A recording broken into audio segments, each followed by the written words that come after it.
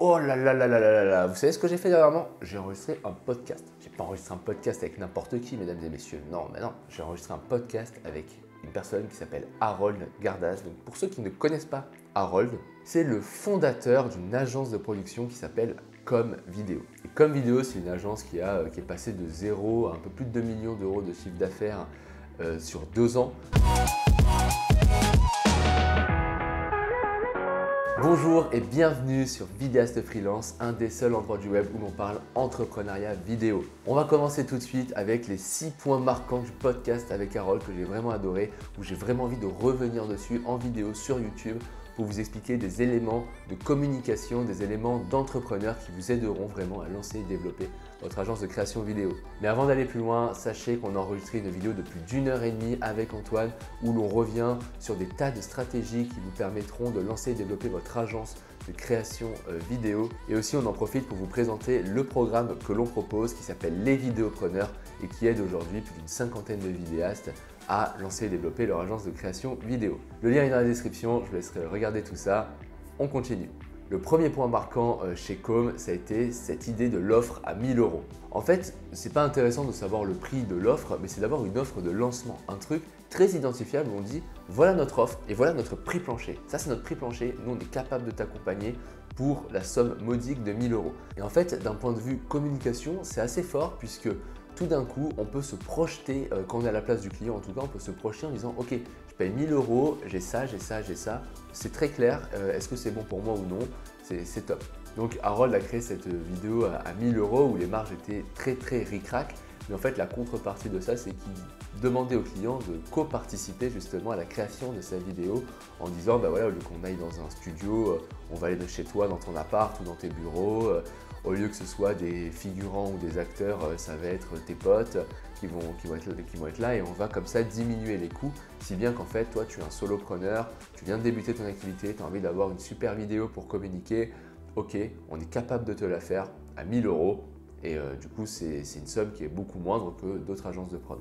C'était vraiment le premier point sur lequel je voulais revenir et qui d'un point de vue marketing fait vraiment sens d'avoir ce type d'offre. Et en plus, ça fait un produit d'appel. Si derrière, vous avez tout un aspect pour suivre ces entreprises-là et les accompagner et continuer de prendre des nouvelles avec eux, bah, potentiellement, elles vont évoluer. Aujourd'hui, effectivement, c'est quelqu'un qui est tout seul ou une petite équipe qui est là. Mais peut-être que demain, vous allez les accompagner sur des projets beaucoup plus gros et ça va être top. Et du coup, ça va vraiment développer votre agence. Le deuxième point qui m'a vraiment marqué dans cet entretien avec Harold, c'est tout simplement la différenciation par l'offre. Se spécialiser, se positionner, c'est très difficile et très souvent on est là, on ne sait pas trop, on a peur de se fermer des portes. Et chez Comme Vidéo, ce qu'ils ont réussi à faire, c'est tout simplement de se différencier par leur offre en proposant des vidéos de communication décalées qui respectent un certain script qui fonctionne, qui va accrocher l'attention des utilisateurs, mais surtout on est sur de la communication beaucoup plus décalée, beaucoup plus fun et c'est vraiment devenu leur spécialisation, ils vont être identifiés pour ça. Et c'est devenu vraiment un aspect de leur spécialisation qui est tout simplement leur offre. Ce qu'ils vous proposent, c'est que comme vous allez avoir une communication un petit peu décalée, un petit peu marrante, un petit peu fun, qui va bien communiquer vos offres. Clairement, ça ne plaît pas forcément à tout le monde, mais de toute façon, c'est ce qu'on veut lorsqu'on lance son entreprise, c'est plaire à une partie de la population, mais peut-être mieux la cibler. Et ça, ils ont super bien réussi à le faire et en plus, ils le font dans tout leur parcours client. C'est-à-dire que ce n'est pas que dans la vidéo que tu auras à la fin, mais même dans le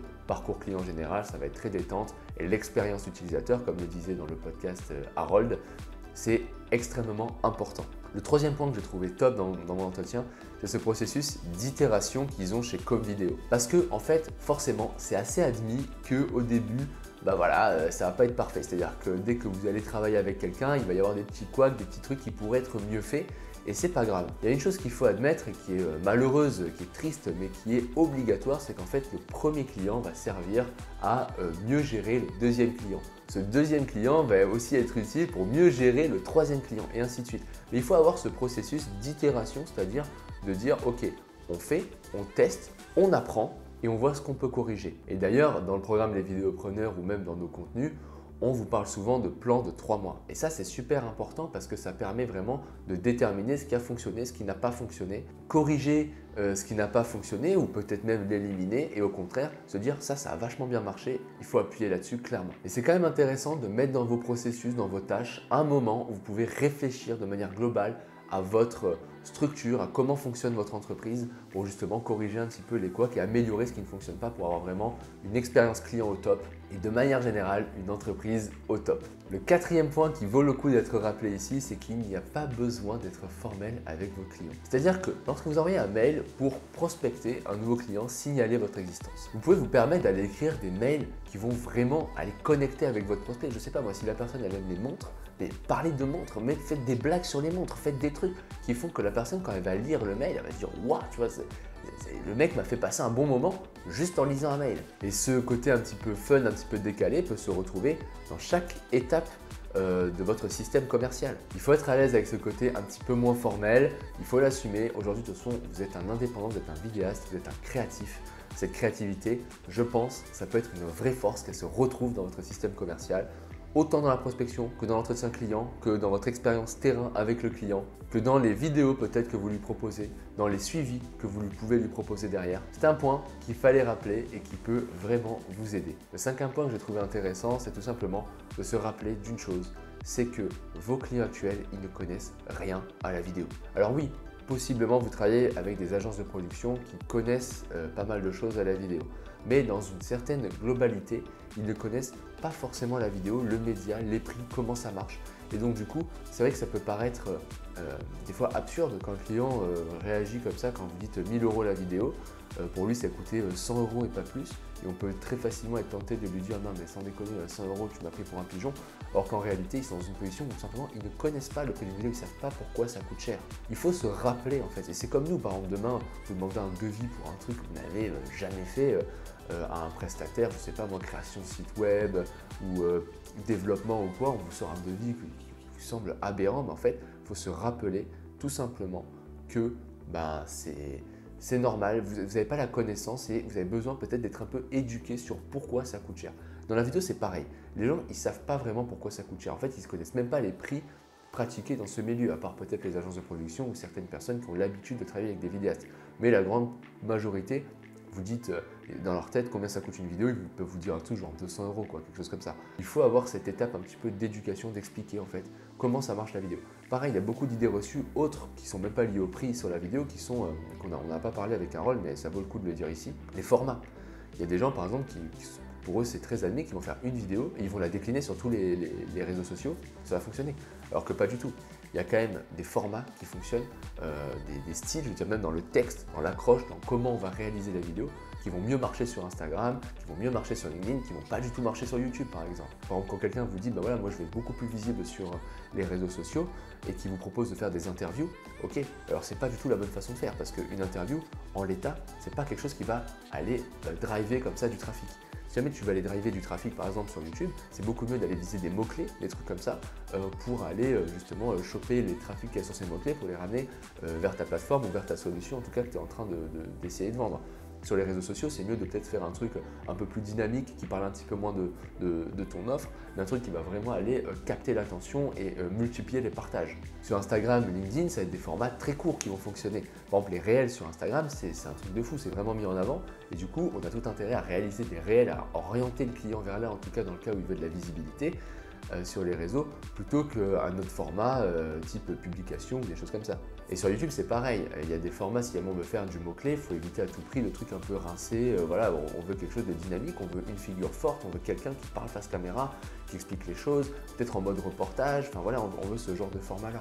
Les interviews, c'est génial pour appuyer la crédibilité d'une offre ou quelque chose comme ça, pour faire aussi de la pédagogie, mais c'est quelque chose où en fait ça s'inscrit dans un système commercial beaucoup plus global, où il y a des commerciaux par exemple qui vont les démarcher, qui peuvent renvoyer vers notre donc voilà, si jamais vous voulez en savoir plus sur notre offre, on a fait toute une série de vidéos qui en parlent, vous pouvez regarder, machin, nana. Si jamais les gens ont un peu peur aussi de s'engager, ça peut être intéressant d'avoir des témoignages clients, des choses comme ça, mais ça s'inscrit là-dedans. En l'état, ce genre de vidéo ne va pas forcément apporter de nouveaux clients. En tout cas, ça ne va pas faire des clients en organique, c'est-à-dire que ça ne va pas, en postant sur la plateforme, attirer de nouveaux clients. C'était juste pour parler un petit peu, voilà, il y a beaucoup d'idées reçues sur les stratégies vidéo, sur les réseaux sociaux, tout ça. Et du coup, ça vaut le coup aussi de se rappeler que le client, il n'a pas cette connaissance. C'est vous l'expert de la vidéo. Lui, son expertise, elle est ailleurs. Et il faut être complètement à l'aise à expliquer au client le pourquoi ou alors à réorienter sa stratégie si jamais vous sentez que ça part un petit peu dans le mauvais sens par rapport aux objectifs qu'il s'est fixés. Parce qu'encore une fois, votre objectif, c'est de devenir le conseiller de confiance. C'est votre objectif ultime. Et pour devenir conseiller de confiance, automatiquement, vous voyez qu'il y a deux mots importants, il y a conseiller et confiance. Il va falloir, comme un bon ami, disons, un bon ami serait complètement à l'aise de vous dire que vous faites fausse route, et là, il va falloir être à l'aise de le dire aussi à cette entreprise. Parce que sinon, plus tard, peut-être qu'il va y avoir un problème et la personne va se dire mais je travaille avec lui mais j'ai pas les résultats que je veux, du coup je vais peut-être changer de prestataire. Sixième et dernier point que j'ai adoré avec Harold, c'est le côté réactif, la réactivité. C'est super important. C'est-à-dire qu'aujourd'hui, quand quelqu'un vous demande quelque chose, il faut réagir le plus tôt et le mieux. J'avoue que je ne suis pas forcément le meilleur là-dedans tout le temps, mais c'est vrai qu'à un moment donné, c'est ce que je me disais, c'est-à-dire que quelqu'un me demande un devis, dans 3/4 d'heure il a un devis, max. Parce que, comme il le dit Harold dans le podcast, et il compare ça au restaurant, si jamais tu as faim maintenant. Tu n'as pas faim dans 2 heures. Peut-être que vu que tu as faim maintenant, si jamais je peux te proposer un super menu burger, nanana, alors que peut-être que toi tu vas prendre un petit encas, tu auras beaucoup moins faim, tu ne vas pas venir acheter ce burger-là. Quand la personne elle veut faire de la vidéo, elle veut maintenant. Il peut se passer 1 milliard de trucs dans l'entreprise. Il repriorise, il rechange, il contacte d'autres prestataires qui répondent avant vous. Il y a des tas de choses qui peuvent se passer. Donc, dans l'idée, il faut être ultra réactif. Quelqu'un, il a un problème maintenant. Il faut du coup répondre à cette problématique maintenant, lui proposer une solution le plus tôt possible. Lui, il explique à Harold que chez Com, en 3/4 d'heure, tu as ton devis. Et ça peut être un argument ultra intéressant de dire, voilà, chez nous, un devis, il est dans l'heure. Vous nous contactez, vous avez un devis spécialisé, personnalisé à votre situation dans l'heure. Ça peut être intéressant. Et le bonus point, si on peut appeler ça comme ça, que je vais apporter, qui m'est venu un petit peu au fil de la vidéo. Et allez, je vais faire 2 bonus points. Le premier, très court. Le premier bonus point, c'est tout simplement ce phénomène qu'explique Harold, qui est l'éducation du prospect. On en a un petit peu parlé. Mais lui, il explique par exemple qu'on peut très bien commencer avec un téléphone tant qu'on explique bien à la personne en face pourquoi on utilise un téléphone. Et c'est vrai que l'explication qu'il donne dans le podcast fait sens en disant on est sur les réseaux sociaux sont créés à la base pour être filmés au téléphone, ça simplifie beaucoup la production, ça limite les coûts aussi pour vous et surtout on va avoir un format direct qui permet de vraiment être mis en avant sur TikTok ou sur Instagram si on filme au téléphone. Bien sûr on peut essayer d'autres outils, des lumières, des choses comme ça, on va mettre l'accent peut-être sur les acteurs, d'autres trucs, mais en gros le matériel de base, ça va être un téléphone et ça va très bien fonctionner pour vous puisque ce qu'on vise, c'est justement la visibilité sur les réseaux. Le téléphone va suffire amplement et au contraire va même nous aider dans cette tâche.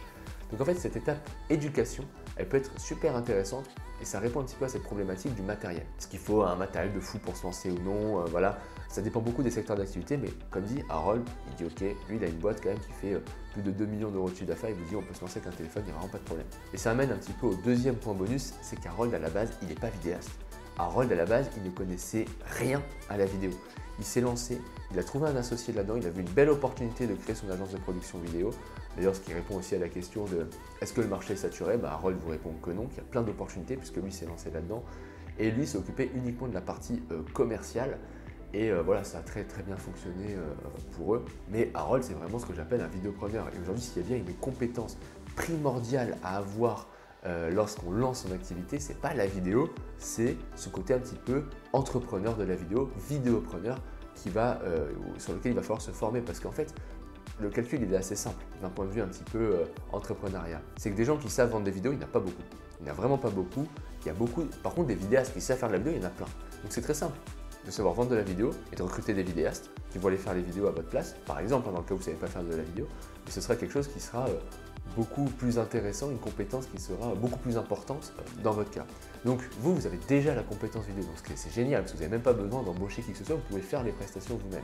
Mais effectivement, se former à ce côté entrepreneurial, ça va être super intéressant, ça va être ultra important en fait, c'est vraiment pas un point à négliger, c'est pas le petit point, si je le fais pas, ça va quand même marcher.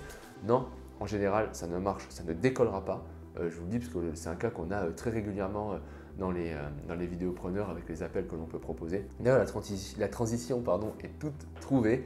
Dans la description, je vous mets un lien vers cette fameuse vidéo qu'on a enregistrée avec Antoine qui dure plus d'1h30 qui vous explique comment lancer et développer votre agence de création vidéo. Vous aurez pas mal d'astuces là-dessus. On en profite pour vous présenter notre programme Les Vidéopreneurs qui vous apprend justement ce côté entrepreneurial, le côté business de la vidéo. Ça, c'est le premier point. Deuxième point, premier lien en commentaire. Premier commentaire en fait que je vais mettre, je vais l'épingler, c'est ce truc-là que vous pouvez réserver un appel directement pour parler de votre situation à vous et je pourrais vraiment vous aider et vous orienter en fait dans vos problématiques et vous expliquer vraiment dans votre cas particulier, appliquer à votre cas particulier une solution. Et bien sûr, je profiterai de cet appel pour vous présenter notre programme, les vidéopreneurs, et on verra ensemble si justement ça peut vous aider ou non. Sur ce les amis, cette vidéo est terminée. Je vous dis à bientôt les vidéopreneurs et bon courage dans vos projets.